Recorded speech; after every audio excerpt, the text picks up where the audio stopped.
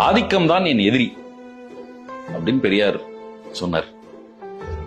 அது எனக்குள்ள ஆழமா பதிஞ்சிச்சு. அதாவது ஒரு பெரிய நாடு ஒரு சின்ன நாடை ஆதிக்கம் பண்ணுதுன்னா நான் சின்ன நாட்டு பக்கத்துல நின்று அந்த பெரிய நாட்டுக்கு எதிராக நான் பேசுவேன். அந்த சின்ன நாட்டிலே ஒரு முதலாளி ஒரு தொழிலாளி ஆதிக்கம் பண்ணான்னா நான் அந்த தொழிலாளி பக்கம் நின்று அந்த முதலாளியை நான் எதிரா பேசுவேன். அதே தொழிலாளி ஒரு அவனோட ஒரு தாழ்த்தப்பட்ட ஒரு சாதிக்காரனை சாதியை வன்கொடுமை பண்ணான்னா நான் அந்த தாழ்த்தப்பட்ட பக்கத்துல நின்று அந்த தொழிலாளியை எதிர்த்து நான் குரல் கொடுப்பேன்.